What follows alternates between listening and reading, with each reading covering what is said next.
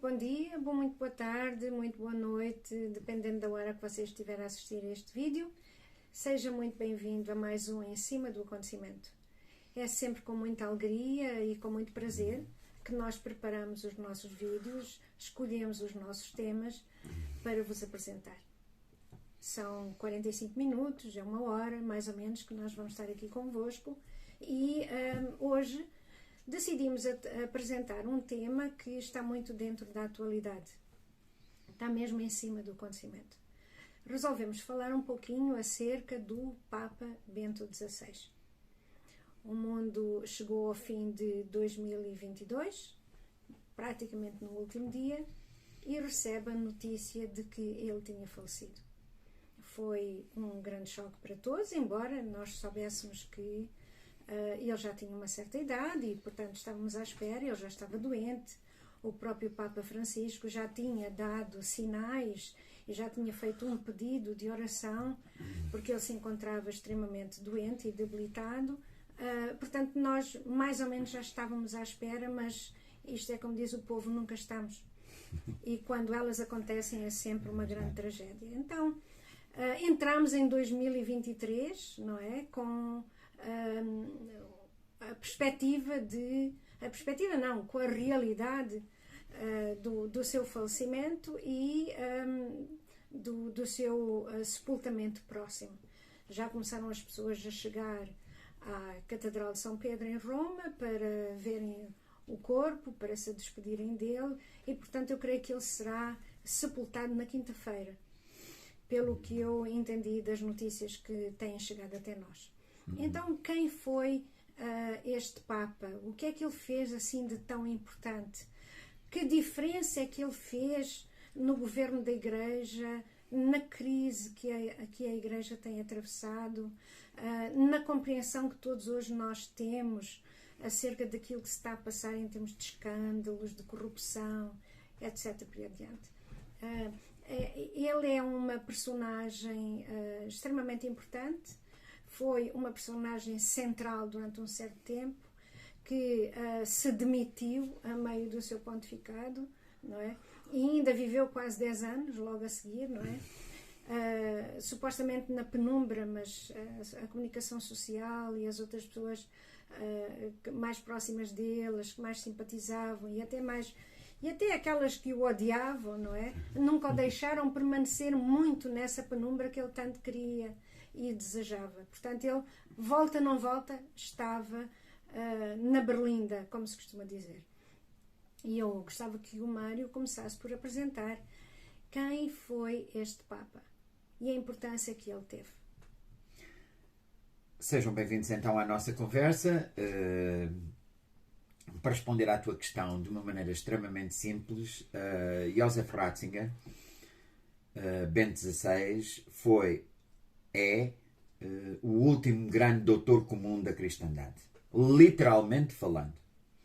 Um documentário que tu viste e que discutiste comigo e com o qual até eu basicamente não estou assim muito de acordo, The German Pope, mostra logo no seu princípio uma questão extremamente importante, impensável para qualquer outro ocupante do trono pontifício, não é?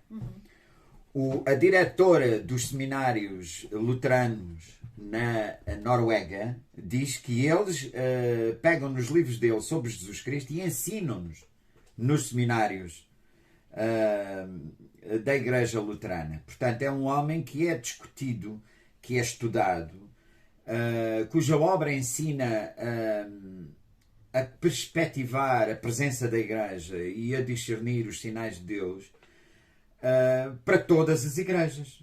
E não há assim muito tempo um representante da Igreja Ortodoxa Russa apresentou-se em Roma para o visitar, para o cumprimentar, com uma antologia de textos dele que eles tinham editado em Rússia e que ele lhe vinha oferecer e, portanto, as obras dele estão traduzidas em várias línguas, atravessam todas as igrejas e, portanto, é um homem muito surpreendente. Aquilo que nós podemos dizer do Papa Bento XVI é que além de ser um doutor comum da cristandade, o que ele partilha com personagens tão diferentes como o Charles Gore, ou como o São Tomás de Aquino, ou como o Santo Agostinho, Além disso, como Papa, ele foi um Papa ao contrário.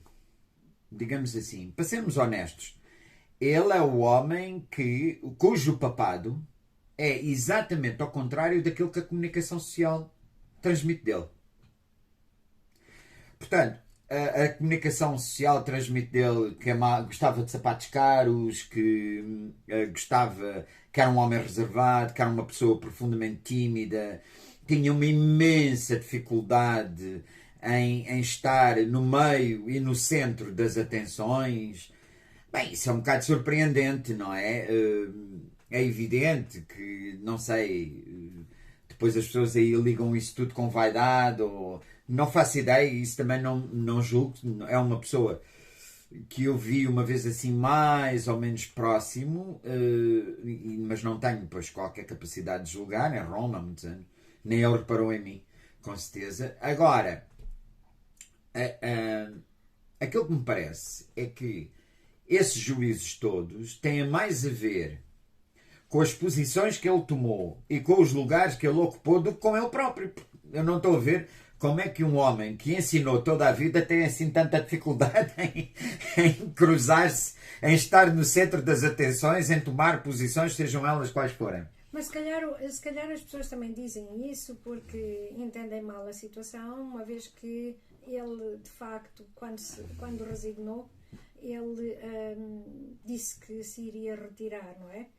E, portanto, ele também era um homem muito sóbrio, era um homem que não gostava de grandes espalhafatos, mas uma coisa é a pessoa não gostar, não é, de se expor, não gostar de grandes confusões, não é? E outra coisa é ser capaz de as enfrentar. Exatamente. Não é? Uma coisa Exatamente. É o temperamento da pessoa. Exatamente. Não é? E outra coisa é a capacidade que a pessoa tem ou não tem de fazer face a determinadas situações. E eu acho que aí tu tens toda a razão, porque se ele era um professor, se era essencialmente um professor, um homem que gostava de ensinar, um homem que ensinou durante muitos anos, muito antes de ser Papa, não é? E ensinou muitas coisas com certeza polémicas, e ele não tinha definitivamente qualquer tipo de problema em apresentar uma ideia contrária à maioria, não é? Portanto, um homem que era capaz disso, dificilmente, eu acho, que seja verdade que ele era um homem muito tímido e era incapaz de lidar com multidões, etc. por aí dentro, como corre voz por aí fora. Agora, há um aspecto que eu acho que está ligado com isso, dois, que é, e que tem a ver com a sua profunda honestidade. Quer dizer, a primeira coisa é assim, ele não alterou o seu temperamento, a sua maneira de ser, em função dos cargos que ocupava. Pronto. Isso é logo a primeira coisa. Portanto, não é uma pessoa que se submete ao julgo mediático. Não é? Pronto. Seja como professor, ele foi professor em Munique, ele foi professor em Bonn, ele foi professor em Tübingen, terminou como professor em Regensburg, na Alemanha. Portanto, não é um homem que se submete ao julgo mediático. Não é alguém que deixe de ser ele próprio, deixe de falar como ele acha que deve falar, de agir como ele acha que deve agir, de tomar as posições que ele acha em consciência que deve tomar, porque ele é um homem ao serviço de uma causa, que é isto que as pessoas habitualmente esquecem. O discurso que ele faz no dia em que se torna bispo de Munique, arcebispo, não é? É aquilo que o caracteriza absolutamente. Ele é um homem ao serviço da Igreja, ele é um homem ao serviço de Deus, ele é um homem que segue a Cristo. E é a partir daí que ele vai falar, é a partir daí que ele vai decidir, é a partir daí que ele vai pastorear, é a partir daí que ele vai escrever, é a partir daí que ele vai ensinar, não é? E isto sem qualquer tipo de equívoco. Porque ele não é das primeiras pessoas a dar-se conta de que o Vaticano II, no qual ele participou como teólogo perito do cardeal Frings e depois da Conferência Episcopal Alemã, é assim, ele dá-se conta que o Vaticano II é um equívoco. Porquê? Porque uma coisa são os documentos do Vaticano II, a sua aplicação. O que é o Vaticano II? É uma reforma da vida da Igreja para a Igreja fazer melhor o seu trabalho neste tempo. Basicamente. Agora, a seguir ao Vaticano II, e por questões que se calhar depois até iremos discutir e conversar melhor, e que se prendem com os anos 60, sobretudo com o final dos anos 60, que não começaram na sociedade, mas começaram na Igreja, quer dizer, justamente as revoltas todas começaram na Igreja. Ele dá-se conta que há um equívoco muito grande, que é assim, uma coisa, e que depois isto vai tomar nomes muito complicados, a autêntica interpretação do Vaticano II, etc. O que é que isto quer dizer? Isto quer dizer uma coisa muito simples, que é assim, uma coisa são os documentos do Vaticano II, uma coisa é aquilo que eles dizem, aquilo que as pessoas tentam aplicar à liturgia, aqui e ali, outra coisa é o chamado espírito do concílio. O que é o espírito do concílio?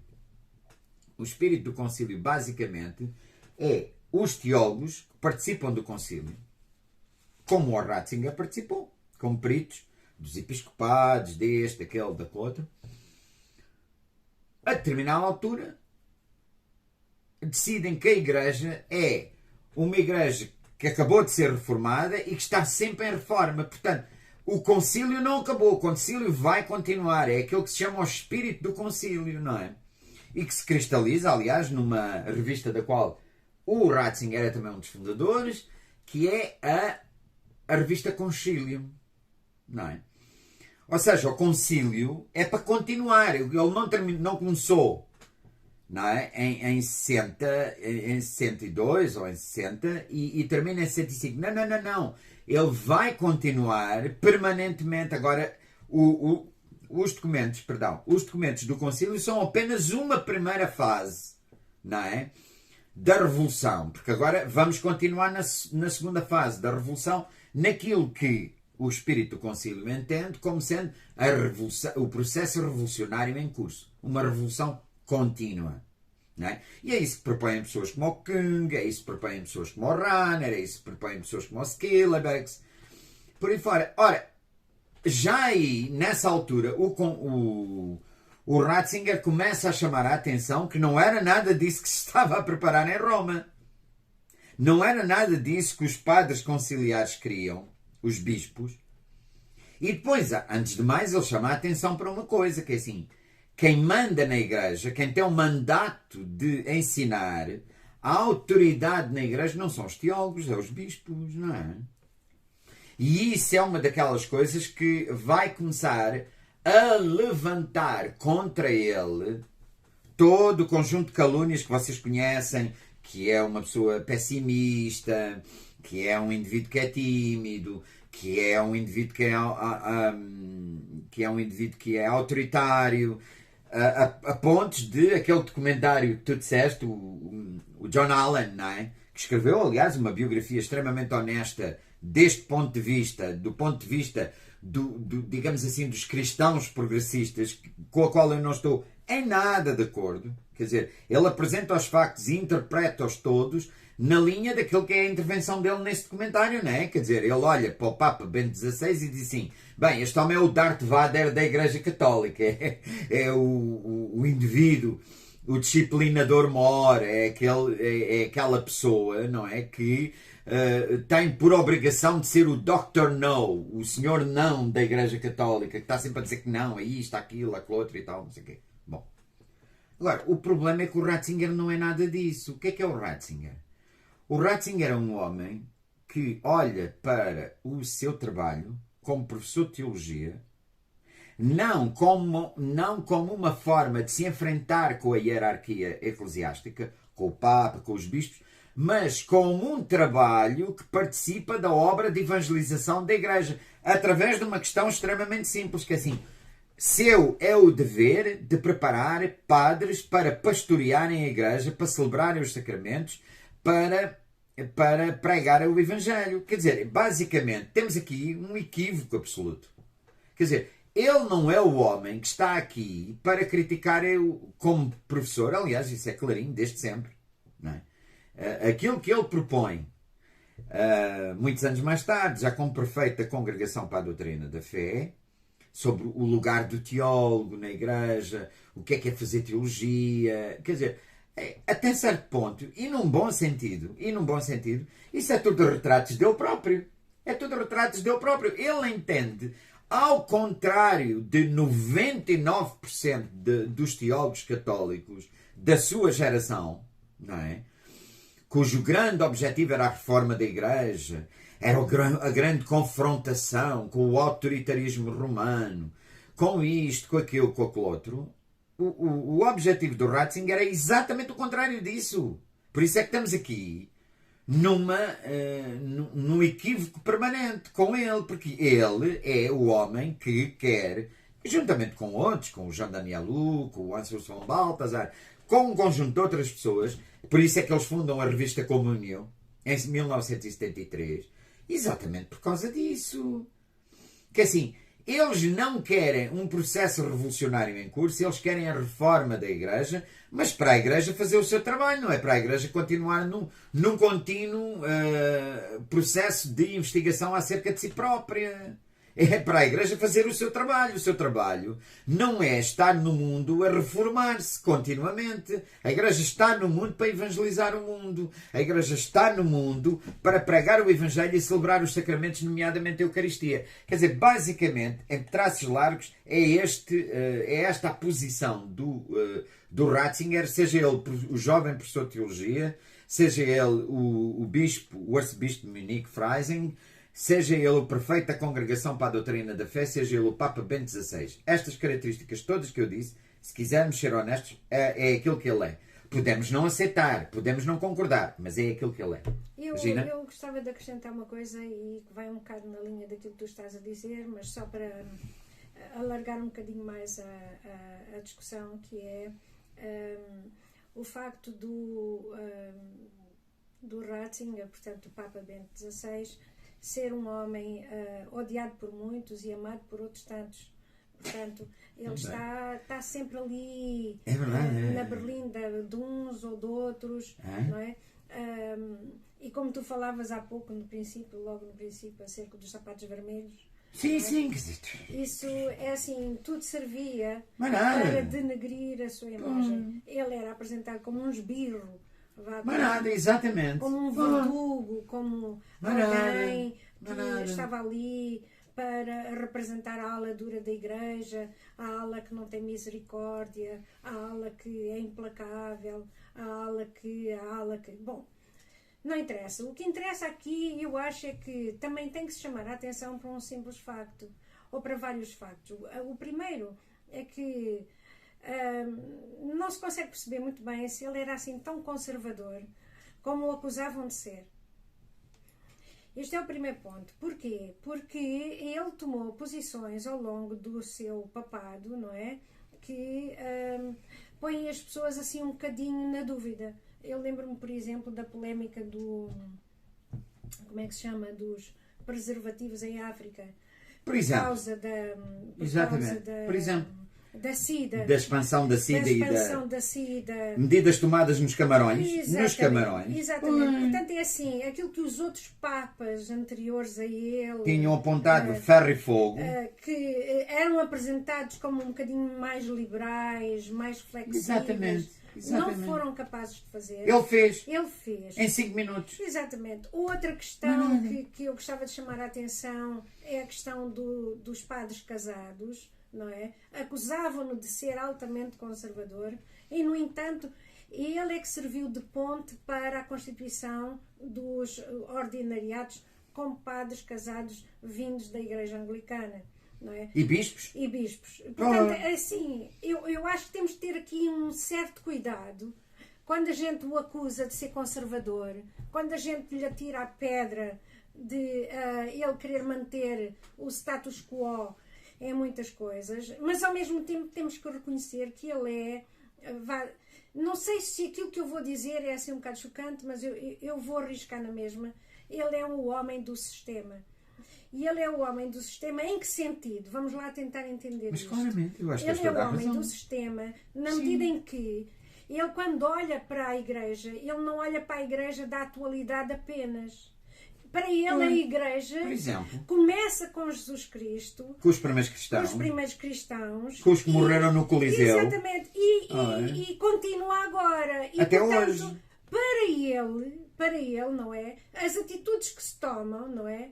Ou as decisões que se tomam têm que ser tomadas em conta a partir do princípio do cristianismo. Exatamente. Não é porque agora a maioria das pessoas pensa, por exemplo, que deve haver uma total aceitação da homossexualidade, dos divorciados recasados, do aborto, disto, daquilo, das mulheres no sacerdócio, por exemplo. etc. Não é porque hoje existe uma maioria, não é? Ou uma aparente maioria que acredita que isso deve ser feito e que faz pressão para isso acontecer, que nós vamos fazer isso. Porquê?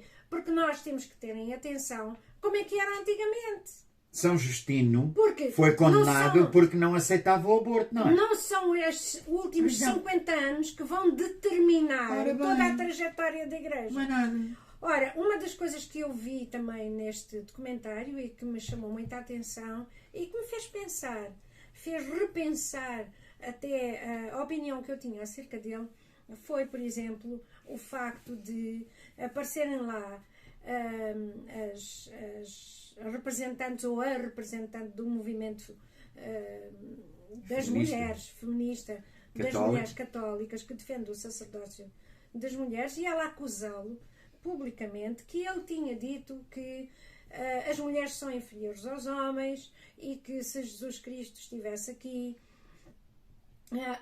que Jesus Cristo deu ordens para que as mulheres não fizessem parte do sacerdócio.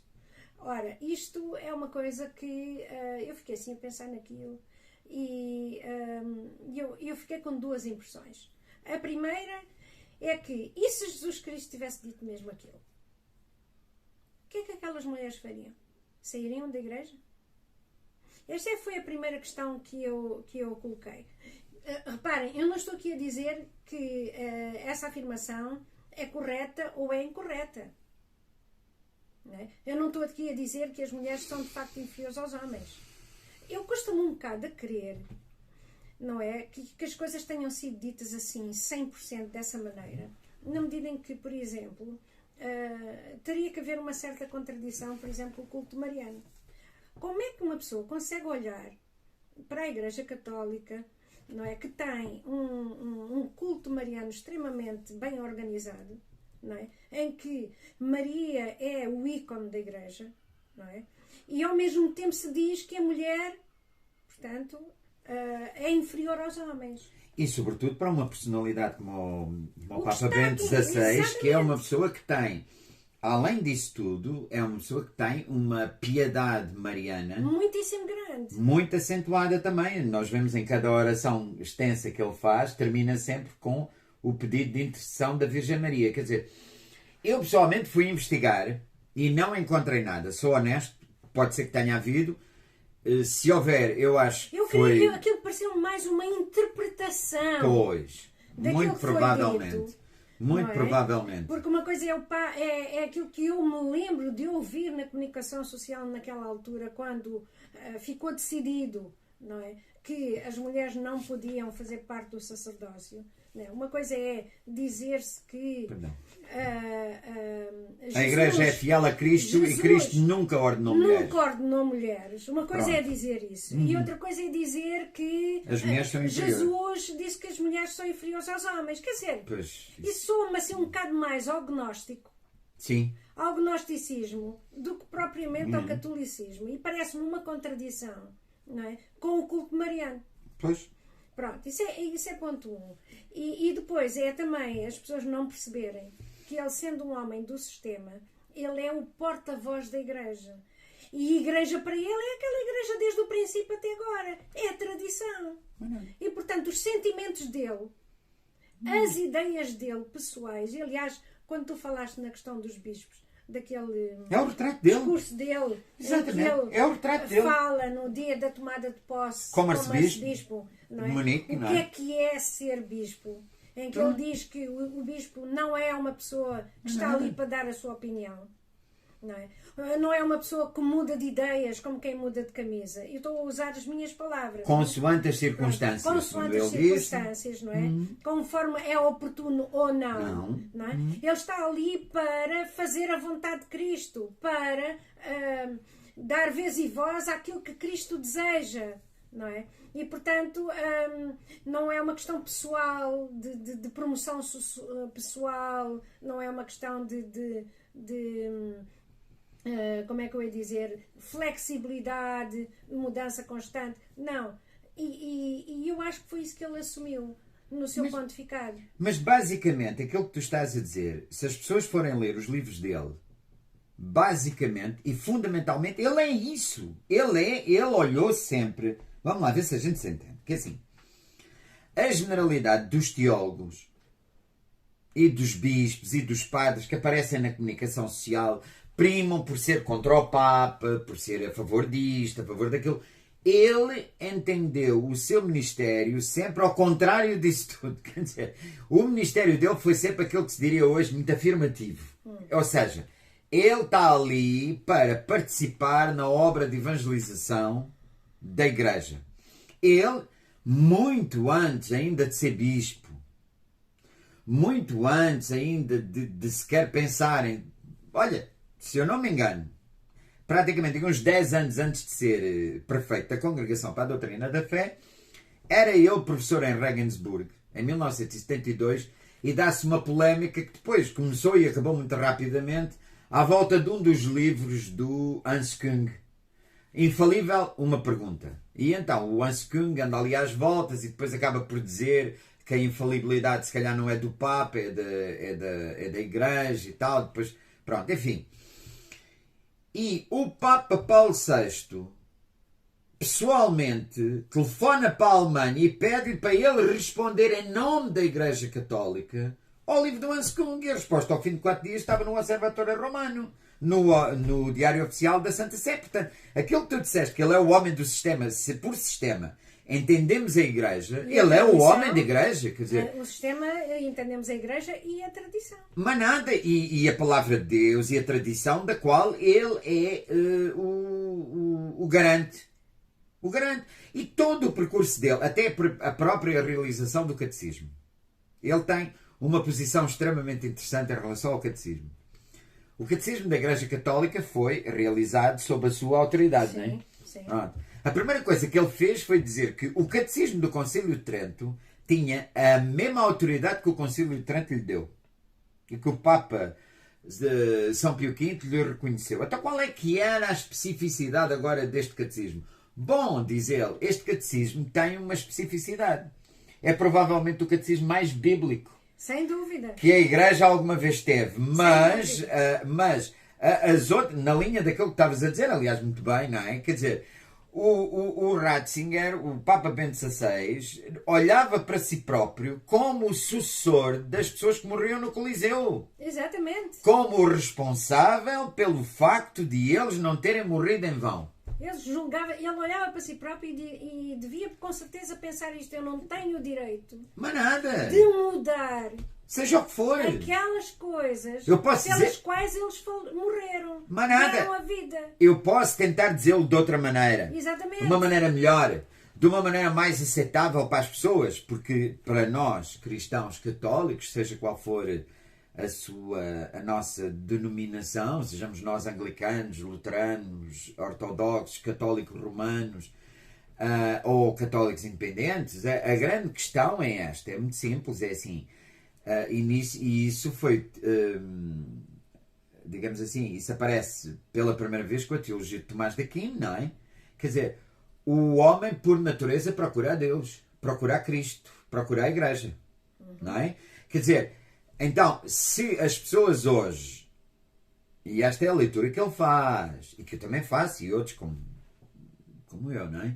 Que assim, se as pessoas hoje se afastam de Deus, não é de Deus que eles se afastam, é de maus discursos, más pregações, más celebrações acerca de Deus, porque naturalmente, não é? As pessoas procuram a Deus, procuram a compreensão da fé, ou seja, procuram a autêntica teologia, procuram a Eucaristia, procuram estar em comunhão com Deus. Aliás, isto é tão verdade que agora que os cristãos deixaram de ser maioria no Reino Unido, nota-se imediatamente a procura das religiões animistas, primeiras, etc. Portanto, há aqui um vazio na vida humana que nunca há de ser preenchido a não ser pela religião.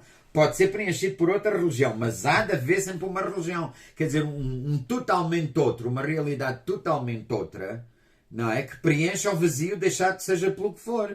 Pronto. Agora, o Ratzinger entende, pois com certeza, que provavelmente o catecismo da Igreja Católica atual corresponde um bocadinho melhor àquilo que é a necessidade atual do que o Concílio de Trento. Agora, ele considera que o trabalho que ele fez para hoje é exatamente a mesma coisa que eles fizeram no século XVI. Exatamente. É exatamente a mesma coisa que o Santo Agostinho fez na sua altura, porque o Santo Agostinho também, como sabem, escreveu um catecismo que é provavelmente assim, o primeiro bem pensado.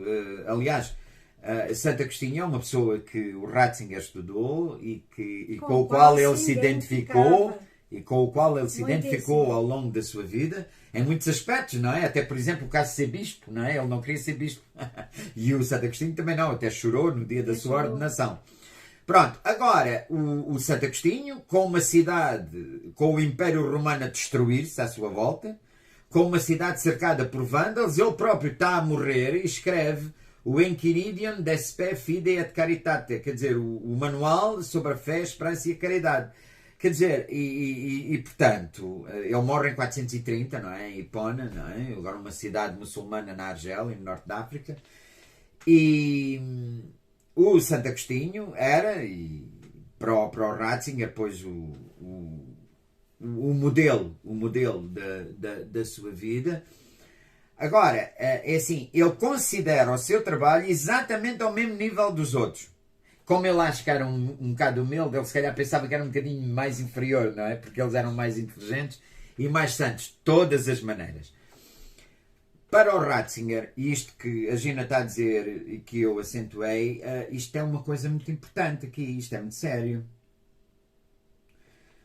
Numa das cartas que lhe escreveu ao Monsenhor Lefebvre, um homem que era talvez o preferido do Papa Paulo VI para lhe suceder, o Cardeal Benelli. O Cardeal Benelli disse ao Monsenhor Lefebvre que ele tinha que aceitar a Igreja conciliar. Ou seja, como uma igreja específica,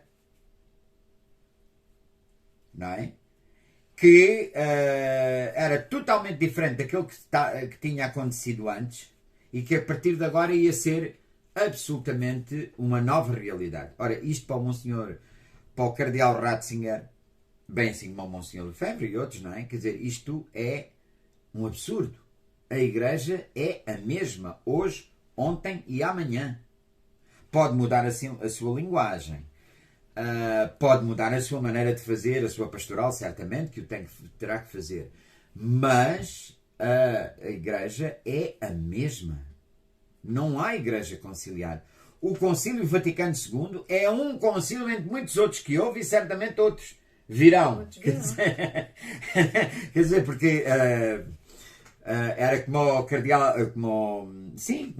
Newman, não é? Dizia aos bispos e fiéis ingleses, não é? Quando vinham assim notícias de Roma que eles não gostavam, eles diziam, não se preocupe.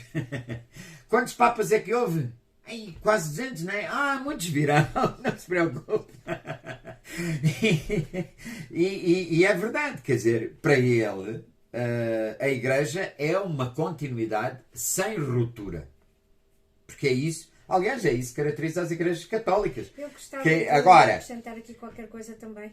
Que é uma questão aqui também que para ele é extremamente séria. A igreja de hoje, a igreja na qual ele foi professor, a igreja na qual ele foi bispo, a igreja na qual ele foi papa, é a mesma do século I. Sim.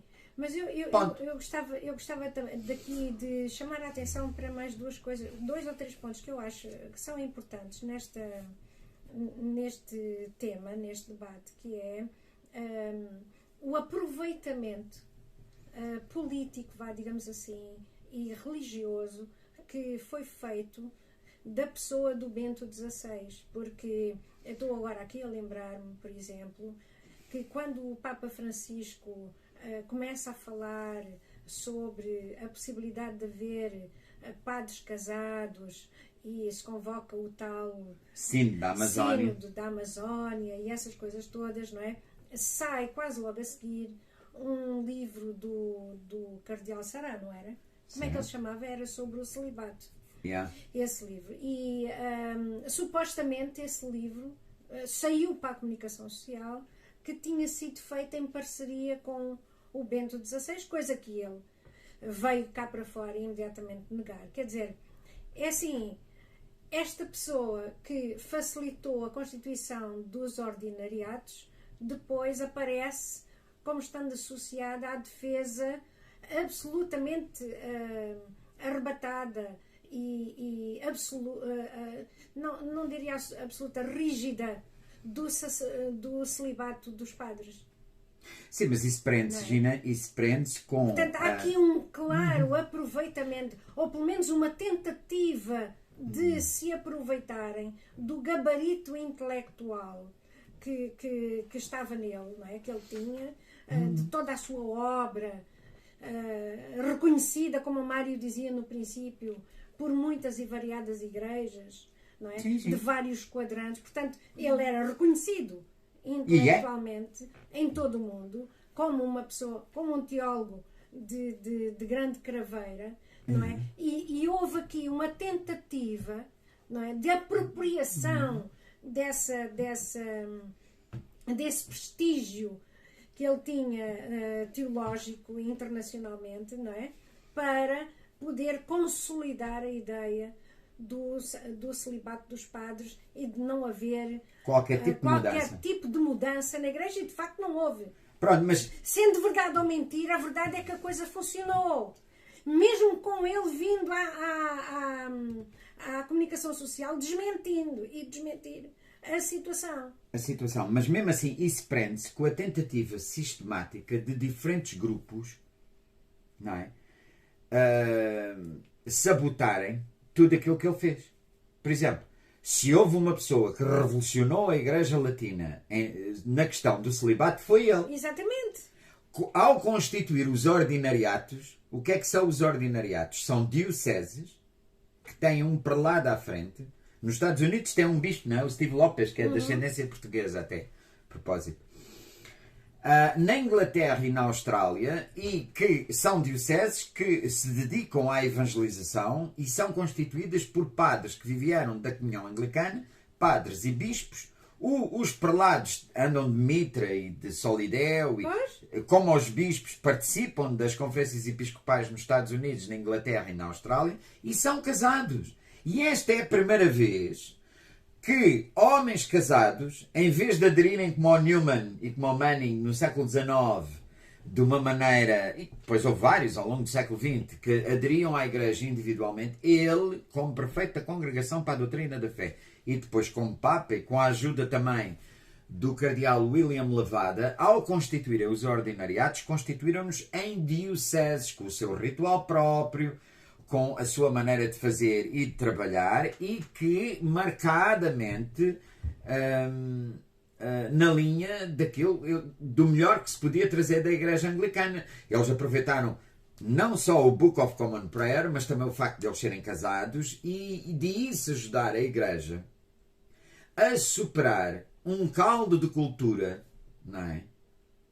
Em que, a partir do qual se desenvolveram toda a espécie de abusos e de crimes, não é? Das pedofilias. Então, ele pensava que esta questão, aliás, foi um dos seus discípulos, que quando começou a grande vaga dos escândalos nos Estados Unidos, na Irlanda, na Austrália, na Inglaterra, um dos seus amigos da revista Concílio, um homem que foi sempre muito próximo do cardeal Ratzinger, que é o arcebispo de Viana da Áustria, Christoph Schönborn, propôs como solução para este problema a ordenação de homens casados. E isso não era possível, porquê? Porque o Papa Paulo VI, no primeiro sínodo, a seguir ao Vaticano II, sobre a justiça no mundo e o sacerdócio ministerial, tinha mantido que o sacerdócio deve ser reservado a homens celibatários. Pronto. O Bento XVI, que era um homem por temperamento também muito próximo da ortodoxia, sabia que na Igreja Ortodoxa, bem assim como nas igrejas manonitas, nas igrejas greco-católicas, portanto as igrejas orientais ou ortodoxas que estão ligadas a Roma, a maior parte dos padres de paróquia, são casados. Isso não vem mal nenhum ao mundo. Então o que é que ele pensou? Isto é a minha interpretação, mas que está baseada nos factos, não é? Ele pensou que ao constituírem-se os ordinariatos, isso seria uma forma de responder a esta necessidade, contornando as decisões do Papa Paulo VI. Portanto, o chamamento ao celibato continuaria extremamente válido, mas seria transformado numa opção individual. Quando o Bento XVI resigna, vem o Papa Francisco, convoca-se o sínodo da Amazónia e, de repente, todos aqueles que tinham feito vídeos, Gina, que tu e eu assistimos na internet, contra o Papa Bento XVI, passaram a adorar o Papa Bento XVI e a contrariar o Papa Francisco quando ele pôs essa questão, e de facto a coisa funcionou, porque os ordinariatos desapareceram completamente de circulação. Eles existem, estão a trabalhar, estão a desenvolver-se, mas muito mais discretamente e sem a grande, digamos assim, sem a grande preponderância e a grande visibilidade que lhes tinha dado o Papa Bento XVI. Aliás, os ordinariatos, aquilo que se passou com a Fraternidade de São Pio X, com as missas em latim, aquilo que se passou com a questão na prática da revogação da Humanae Vitae, faz com que este pontificado, o pontificado do Papa Bento XVI, seja um pontificado exatamente ao contrário. O problema é o quê? O problema é que isto aconteceu num contexto horroroso. Aconteceu num contexto em que, basicamente, aquilo parecia, todos os dias havia um escândalo. Se não era violações e pedofilias, era fuga de informações. Se não era fuga de informações, era dinheiros. Quer dizer, basicamente, todo o pontificado do Papa Bento XVI se identificou com a homilia que ele pregou no dia da morte, no dia da missa pelo Papa João Paulo II, em que ele dizia que, de facto, na Igreja, a Igreja é atacada, antes de mais, por tudo aquilo por toda a porcaria que a infesta no seu interior também. É atacada por dentro, não é? Exatamente. Ora, eu creio que o pontificado dele foi, provavelmente, uma expressão do pensamento dele, e ele, como pessoa, pois ele é um dos papas mais com uma teologia mais, digamos sólida. Assim, não só sólida, mas aquela teologia que abre portas para o futuro e que nos permite a todos, sejamos nós católicos, romanos, ortodoxos, anglicanos, aquilo que nós quisermos, nos permite a todos caminhar para a frente e discernir a presença de Deus e o chamamento de Deus no nosso meio. Eu acho que o Papa Bento XVI é provavelmente o Papa que tem uma teologia mais sólida e mais bíblica que alguma vez ocupou o lugar de São Pedro. Aliás, isto não é uma opinião pessoal, isto é, por exemplo, uma coisa que as pessoas podem ler no livro do Scott Hahn, não é? Covenant and Communion, Aliança e Comunhão, a teologia bíblica do Papa Bento XVI. E eu acho que a obra dele é uma expressão do seu próprio pensamento. Agora, isto no meio do quê? Pois, no meio de uma igreja, como a Igreja Romana da atualidade, que perdeu em muito a sua identidade. E, portanto, quando o Papa Bento XVI chamava as pessoas para a lei moral e justamente fazia os discursos que a Gina está a dizer, quer dizer, uma igreja que perdeu a sua memória, que perdeu a sua identidade, tem imensa dificuldade em aceitar aquilo que ele está a dizer. Sim. E olha para aquilo que ele está a dizer, deixa-me só terminar aqui, e olha para aquilo que ele está a dizer como uma questão de reacionarice. Sem dúvida. Pois, quer dizer, porque... Mas há outras coisas que nós podemos, há outros assuntos que nós podemos tocar e que eu acho que também são importantes. E isso tu acabaste de dizer, é tudo verdade. Ele era de facto um homem que não fazia compromissos com estes ou com aqueles. Ele aquilo que tinha que fazer, fazia. E o compromisso dele era com a verdade.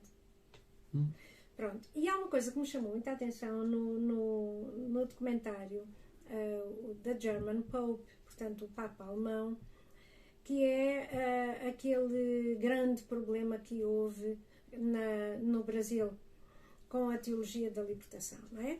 Porque quem vai dar, como é que eu ia dizer, o corpo ao manifesto, quando foi preciso pôr as coisas em ordem, quando foi preciso pôr a igreja em ordem, não é? É ele. E quem aparece como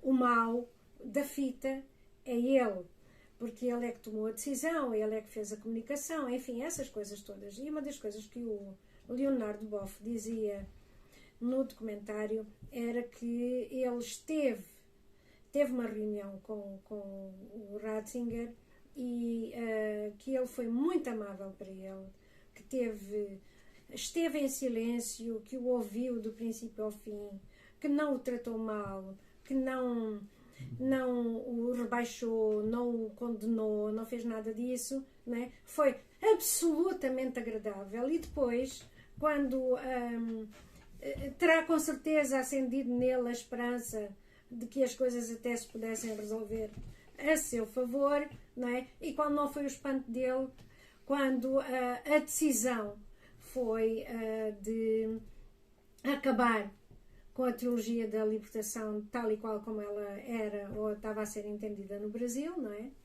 E ele ser reduzido ao silêncio. Portanto, cá está, outra vez, neste episódio, neste momento da vida dele, não é? Nós conseguimos ver que o compromisso dele era com a igreja.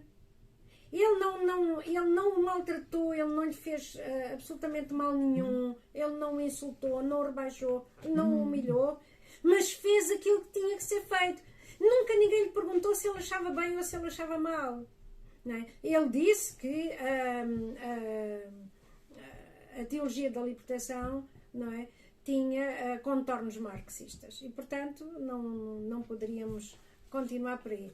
Mas é assim, não é uma questão de sentimento pessoal, não é uma questão de opinião pessoal, não é uma questão de simpatia por este ou por aquele, é uma questão de verdade. É uma questão de direção da igreja. É uma questão de orientação. Nós não podemos confundir o marxismo com o evangelho. Nem o evangelho com o marxismo. E nem o cristianismo. Basicamente, aquilo que ele vem dizer nessa questão, porque ele depois escreve 2 documentos, um favorável à teologia da libertação depois. E isso é uma coisa que também muito poucas pessoas falam. Pois. Não é? Portanto, há sempre aqui, e é sempre isto que eu noto, isso, ao longo da vida dele, há sempre um claro aproveitamento numa linha ou noutra, dos extremistas, numa linha ou de outra, não é? Do seu prestígio. Pronto, é que o Ratzinger... intelectual. Há 2 aspectos, que é assim, o Ratzinger é alemão. Ele nasce no momento, em 1927, em que há uma clara ascensão na Alemanha do nazismo. Exato. Uma parte da igreja protestante, da igreja luterana, vai aderir ao nazismo e a ponto de introduzir o chamado parágrafo ariano. O que é que isto quer dizer? Pastores ou melhor, membros da igreja de origem judaica não poderiam ser pastores. E foi aí que personalidades como o Dietrich Bonhoeffer perceberam que essa igreja tinha-se afastado radicalmente do Novo Testamento. Ora, como é que essa igreja se chamava? Igreja Popular. Quando o Ratzinger começa a ouvir falar de Igreja Popular na América Latina, muito concretamente no Brasil, e sobretudo, quando ele começa a perceber que, contrariamente àquilo que eles diziam, até os cardeais que aparecem no tal programa, que eles faziam uso de certas categorias vindas do marxismo, ele não entende a coisa assim. E de facto era verdade. Que assim, eles eram claramente marxistas. As pessoas que começaram aquele projeto subjugaram o Evangelho aos interesses de um movimento marxista. Ora, o problema dele era muito simples, é assim, os generais latino-americanos são inaceitáveis, mas a ditadura comunista é também inaceitável. Quer dizer, os nazis são inaceitáveis, mas os comunistas também não são em nada superiores. E quem fala depois do livro do Stéphane Courtois, não é? Le Livre Noir du Communisme, não é? Em que ele, com estatísticas à mostra que tirou na União Soviética, acusa e mostra como o movimento comunista internacional foi responsável pela morte de 100 milhões de pessoas em 70 anos. Portanto, quer dizer, ninguém hoje se atreverá, provavelmente, a tirar-lhe a razão. O problema do cardeal Ratzinger com a teologia da libertação não é a teologia da libertação, é o marxismo. E ele faz 2 documentos. Um em que condena o uso do marxismo e a utilização da Igreja Católica por parte de partidos e movimentos marxistas. Ponto. A utilização e o conluio, digamos assim. A aliança. A aliança que se fez. Pronto. E depois ele tem outro documento que sai pouco antes do levantamento do silêncio, do ano de silêncio que foi pedido ao Leonardo Boff, que é a favor da teologia da libertação que não seja marxista. As pessoas na altura reagiram a isto como se isto fosse uma questão retórica, como se isto fosse mentira, como se isto fosse uma questão política. Vamos todos descobrir que isto não era uma questão política, era mesmo aquilo que ele pensava. Ao teólogo mais moderado deles todos, que era o Gutierrez, né? O padre Gustavo Gutierrez do Brasil, do Peru, perdão.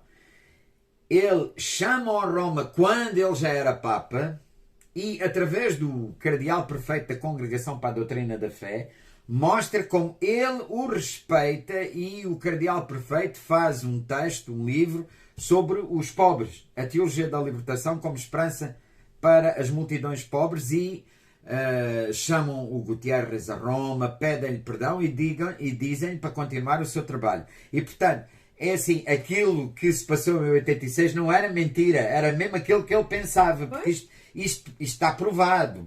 Qualquer pessoa pode verificar aquilo que eu estou a dizer no Observatório Romano. Houve também uma coisa aí muito mais dura, que essa também ninguém fala, porque isso também não é conveniente, até porque hoje toda a gente está interessada em acusar a hierarquia da Igreja Católica como um bando de gente corrupta que mais não fez do que proteger os pedófilos. A verdade é que ele tem um problema muito complicado com o padre Marcial Maciel. Ele não aceita que se faça uma celebração do aniversário dos 60 anos de sacerdócio do padre Marcial Maciel, porque ele começou a ouvir as denúncias que vinham do México e dos Estados Unidos e, mesmo assim, o Papa João Paulo II, sem saber e achando que se tratava de calúnia, juntamente com o cardeal Ângelo Sodano, avançam com a celebração dos 60 anos de sacerdócio do padre Marcial Maciel. O Ratzinger não participa, ele não tem poder para decidir isso. Por outro lado, é também verdade que à volta do Marcial Maciel havia também todo um conjunto de calúnias, que é importante a gente também não esquecer quando se trata destes assuntos. Quer dizer, havia da parte das grandes ordens católicas na Igreja uma grande inveja, e nomeadamente da Opus Dei no México, uma grande inveja em relação à obra do Marcial Maciel, que era a maior delas todas. E ainda hoje, quer o movimento secular Regnum Christi, quer o movimento, quer os legionários de Cristo, têm gente com muito valor e fazem um belíssimo trabalho no México e nos Estados Unidos. Sim. Que não se confunde com aquilo que se passou com o padre Marcial Maciel. Pronto. Havia também isto. Não é? Portanto, é melhor a gente não julgar. Pronto. Agora, o cardeal Ratzinger, quando se falava das denúncias que havia no México, ele nunca se manifestou e ele teve sempre o pé no sapato em relação ao padre Marcial Maciel. E quando João Paulo II morre, no próprio dia em que ele morre, é enviado um juiz da Congregação para a Doutrina da Fé ao México para começar a ouvir todas as pessoas que tinham denúncias a apresentar, e a partir daí o Papa Bento XVI foi implacável. O padre Marcial Maciel foi retirado de superior dos Legionários de Cristo, foi laicizado, portanto foi reduzido ao estado laical, e foi-lhe pedido que se dedicasse à oração. E depois destas medidas terem sido tomadas, é que se descobriram, pois, com certeza, todo o conjunto de factos à volta dele próprio, de atos do próprio Marcial Maciel, que iam desde o consumo de drogas permanente, a propósito, quer dizer, às violações dos próprios filhos, por aí, pronto, quer dizer, era uma pessoa, pronto, que além disso tinha criado à volta de si próprio, até no próprio interior dos Legionários de Cristo, uma forma de levar uma vida paralela, escondida, que eles próprios, 90% deles não conheciam. Sim. Que eles não sabiam o que é que se estava a passar, e aqueles que sabiam e que eram contra acabaram por sair da ordem, não é? Nomeadamente um nos anos 60, outro nos anos 70, muito famosos. Agora, é assim... Mas o importante aí é que ele fez aquilo que era esperado dele. Pronto, e essa é uma das coisas que ninguém fala. Isso é uma característica dele. E é uma coisa que ninguém fala, e é importante dizer hoje aquilo que se passou. Porque ele, como Papa, seguiu isto a par e passo, quer dizer, estas questões todas. Que deve ter causado um grandíssimo sofrimento nele, porque ele era uma pessoa que dizia, não é, que não conseguia compreender como é que um padre, sendo representante de Cristo, exatamente, podia fazer determinadas coisas. Isto, para ele, isto não entrava na cabeça dele. E depois há mais um aspecto que é, na linha daquilo que nós falámos, para ele a Igreja, que tu, aliás, disseste muito bem, quer dizer, a Igreja começa com Cristo. Exatamente. Pronto. Então, toda a gente faz parte da Igreja. Não, e isto é muito importante no momento, na atualidade, em que se fala muito de inclusividade, disto, daquilo, e na prática a gente renega, não é? Esses mesmos princípios. Quer dizer, ele olhou para a fraternidade de São Pio X e para o legado do arcebispo Marcel Lefebvre como irmãos que tinham uma maneira diferente de olhar para a fé, mas que era uma maneira diferente de olhar para a fé que se tinha cristalizado no momento, numa forma de liturgia, nas missas em latim e na teologia pré-conciliar, antes do concílio. Mas como o concílio é um concílio entre muitos outros e não é nada superior ao concílio de Trento, não é? Eles tinham uma teologia, e têm uma teologia mais marcadamente tridentina, porque não integral. Então é nessa altura, em 2009, que ele levanta as excomunhões, e antes disso tinha dado a possibilidade a cada parte da Igreja Católica de celebrar a missa em latim, mesmo sem autorização do bispo da sua diocese. Tá.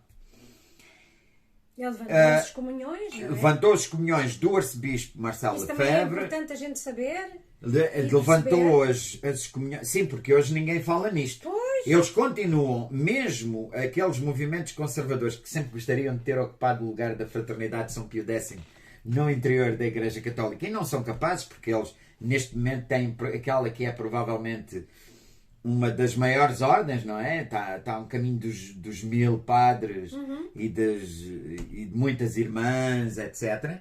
Agora, a verdade é que nunca ninguém diz nada. Ele levantou as comunhões ao arcebispo Marcel Lefebvre, ao Monsenhor António Castro Mayer, ao Bernard Fallet, ao Monsenhor Tissier de Malherin, ao Monsenhor Alfonso de Galarreta e ao Monsenhor Richard Williamson. A seguir, porque isto funciona...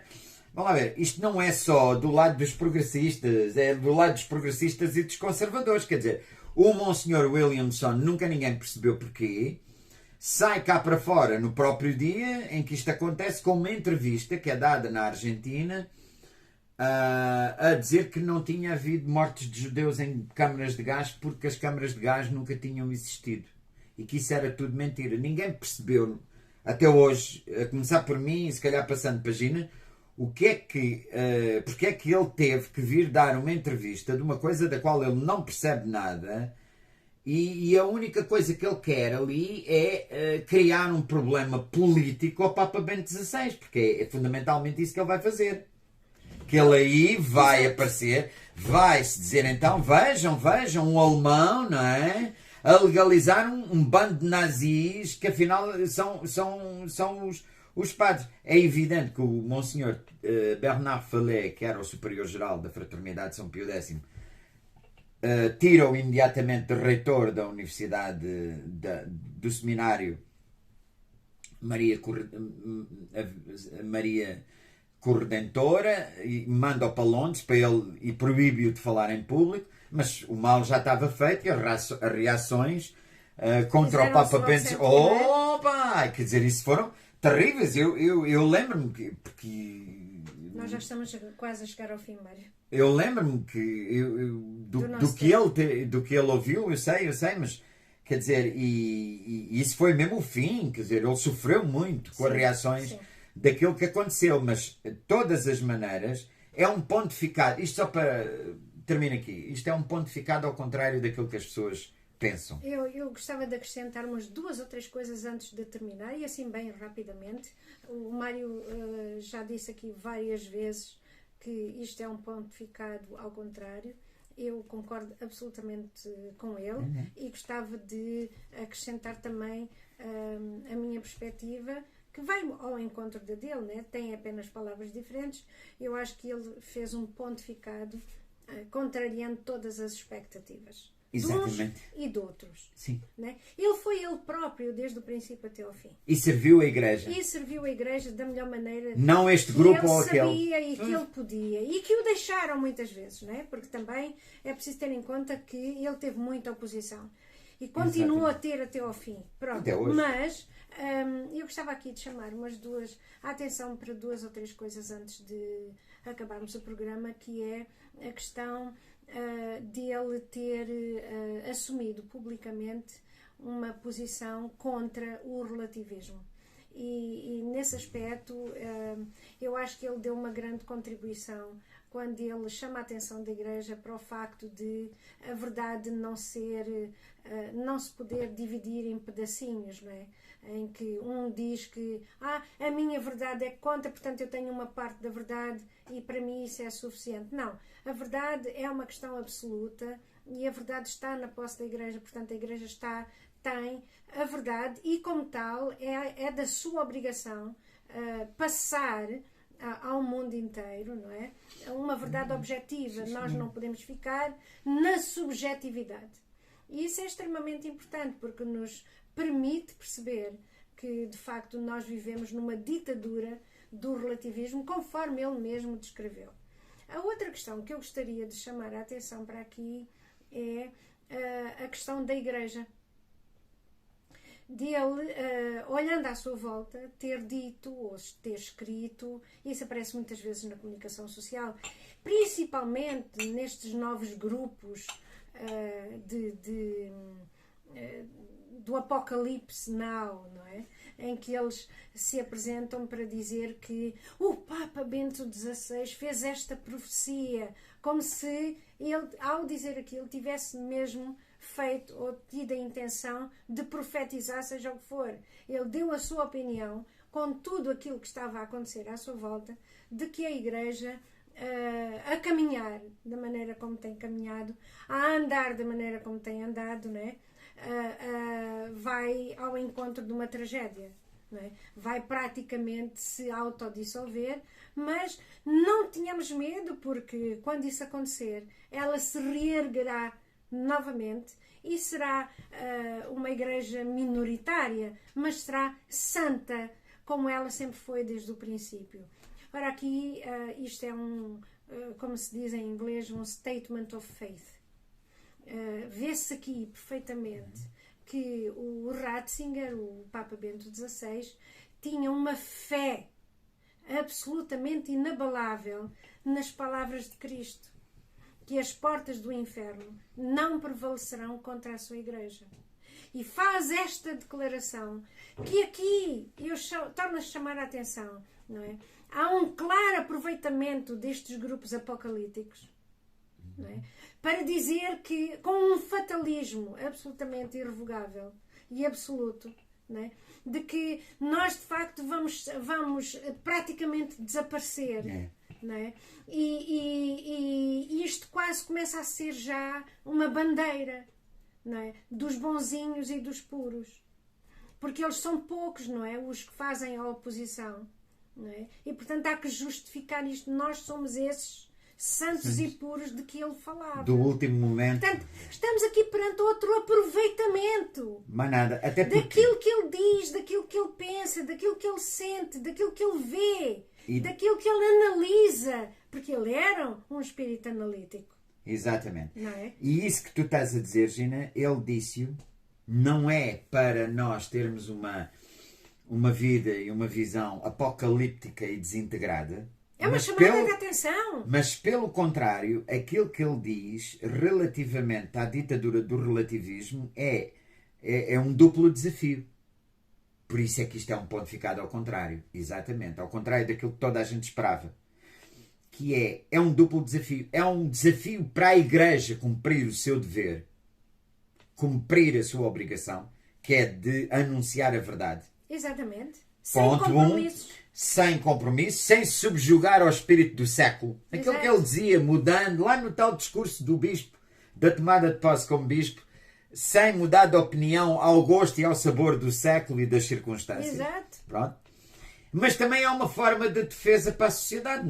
Nós sabemos, e cada vez mais estamos a notar, que a fragmentação social em que estamos a viver relativamente à questão da verdade pode levar a situações muito complicadas do ponto de vista da verdade. Basta nós, só num segundo, pensarmos no seguinte.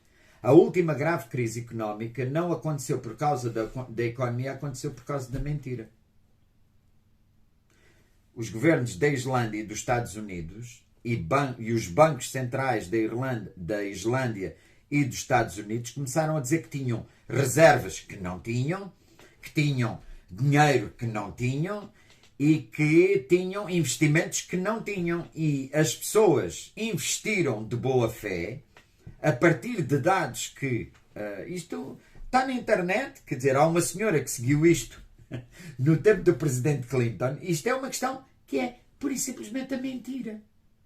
A mentira. A mentira atirou um continente inteiro para uma crise económica absolutamente horrorosa. E os Estados Unidos, se não tivesse havido os tais 900 mil milhões de investimento da Reserva Federal, não é?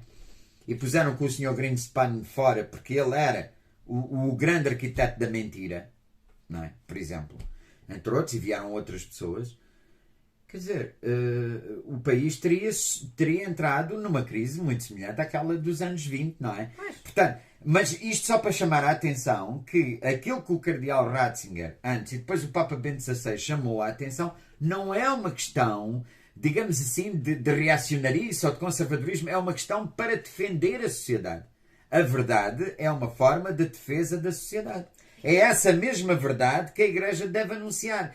E quando nós saímos desse caminho, pois o pior pode sempre acontecer e é o mais certo que nos pode acontecer. Eu acho que ele sendo o espírito analítico que ele foi, ele conseguia despertar nas pessoas uma consciência muito clara de que nós estávamos a caminhar, ou nós estamos a caminhar, para um beco sem saída. E para muitos perigos. E isso vê-se também, por exemplo, na posição que ele tomou em relação à homossexualidade. Por exemplo, porque em vez de, por exemplo, ele não perdia muito tempo a atacar quem era ou quem deixava de ser, mas ele dizia uma coisa muito clara, que é assim...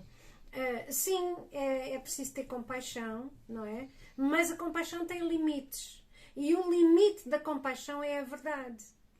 Não é porque eu tenho muita pena desta pessoa, daquela pessoa, não é? Que eu vou ignorar o facto de ela ter um determinado comportamento de risco que vai levá-la à sua autodestruição. E, portanto, é assim, isto é uma coisa localizada que ele disse referentemente com referência à homossexualidade. Mas que pode ser aplicada em muitos campos. Por exemplo, à economia? Exatamente, que assim, não é pelo simples facto que eu tenho pena das pessoas ou que tenho muita pena desta situação ou daquela situação, não é? Que eu vou fazer economia da verdade. Não é? Eu não posso fazer compromissos, não é, com as modas deste mundo.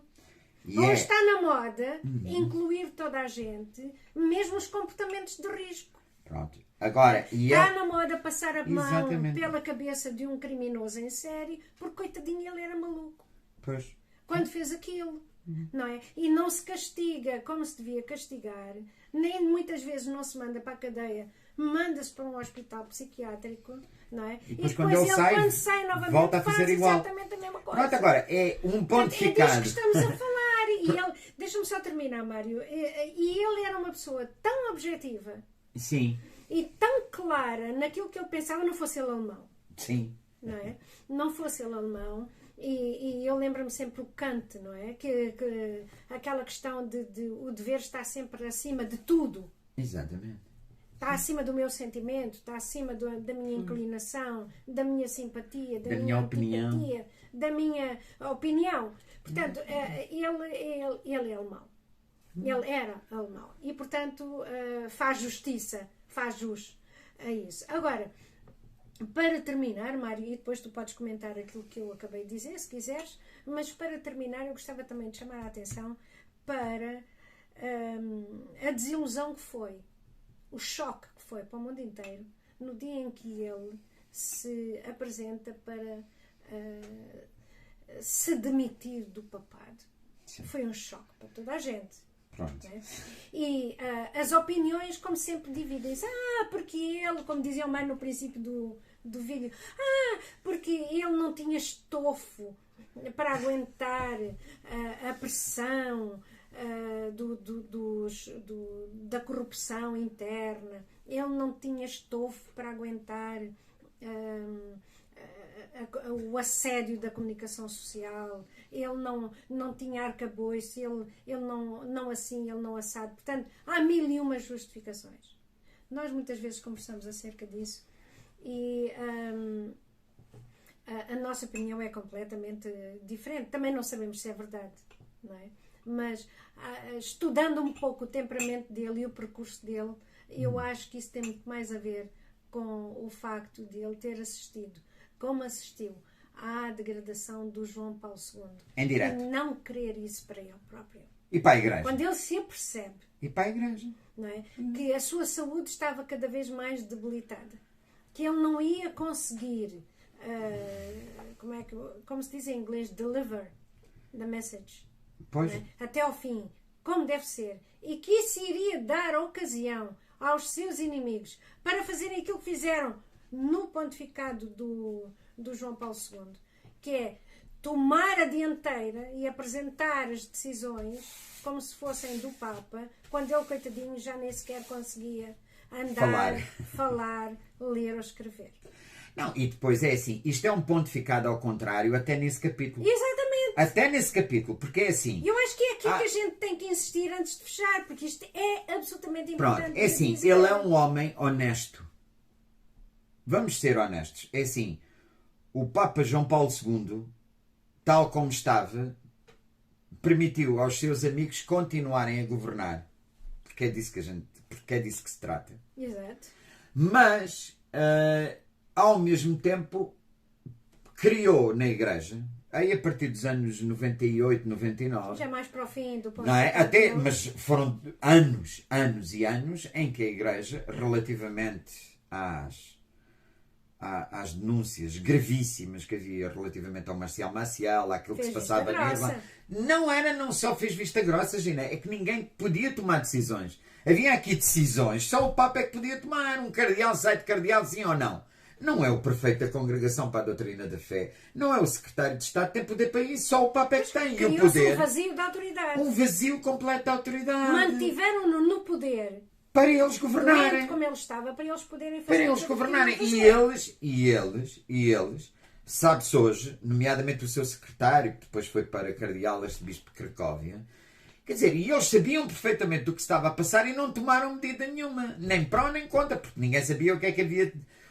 O quanto tempo é que aquilo iria durar e que medidas é que o novo Papa iria tomar. Pois. Agora, o Ratzinger chega a 2013 e diz: eu fui eleito com 78 anos. Ele tinha 78 anos em 2005. Em 2000 Eu acho que ele demitiu-se em 13, não foi? Em fevereiro. Pronto, Sim. em fevereiro de 2013, com 80 e... Imagina? 2005. 78. Mais 7. 7 e 5 são... Mais 8 anos. Certo? 75. Estava com 78? Estava com 78, tinha 86 85, anos. 86 anos. Exatamente. Tinha 86 anos, portanto ele morre 9 anos depois, portanto com 95, não é? E não Portanto, só, ele caiu várias vezes a dizer a missa.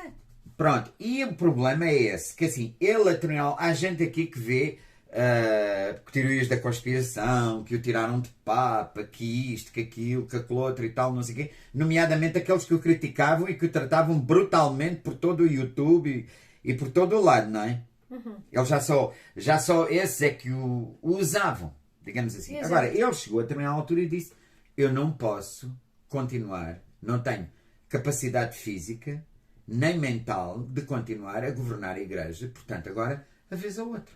Yeah. E isto é uma questão de honestidade pessoal e de obediência, aliás. As teorias da conspiração são uma mentira tão grande e começa pelo discurso dele, quer dizer, ele promete obediência e reverência ao seu sucessor, portanto ele termina o seu ministério e nós terminamos também aqui com um homem que ele morreu no dia 31, não é? Mas aquilo que ele escreveu mantém a Igreja no caminho certo. Ainda não disse a última palavra, estou convencido que aquilo que ele escreveu nos vai guiar durante muitos anos. Ele é um homem como o C.S. Lewis, a gente daqui a 40 anos ainda há de andar a falar dele, quer dizer. E porquê? Porque aquilo que ele escreveu é para nós, é para aqui e para agora. Não é? Ele não escreveu para o passado nem para o futuro, escreveu para o presente. E aquilo que ele nos deixou é a graça de nós podermos continuar a ser cristãos, católicos neste tempo, e de continuarmos a amar, a defender e a lutar e a resistir aos ventos deste mundo que são destruidores para a Igreja e para o mundo. Muito boa noite e obrigado. Sem dúvida. E antes de eu dizer boa noite, eu gostava também de acrescentar mais uma coisa, que é assim, eu ontem à noite, quando me deitei, fiquei a pensar em tudo aquilo que a gente viu, ouviu na televisão, na morte deste nosso Papa, na tragédia que tem sido estes últimos anos para a Igreja e aquele ponto de interrogação, como é que vai ser depois, não é? Nestes próximos anos.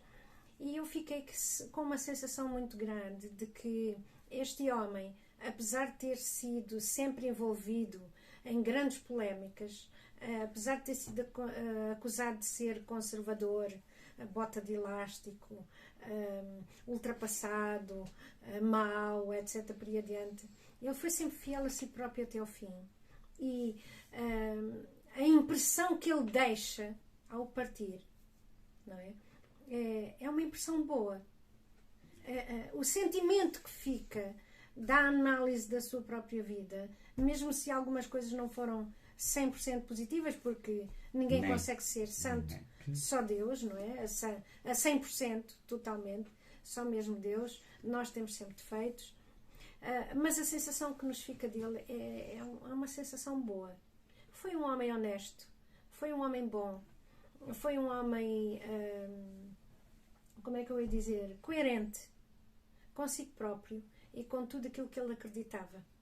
E é com esta palavra, digamos assim, é com esta nossa opinião, a minha e a do Mário, que vos deixamos nesta noite e que vos desejamos um bom ano.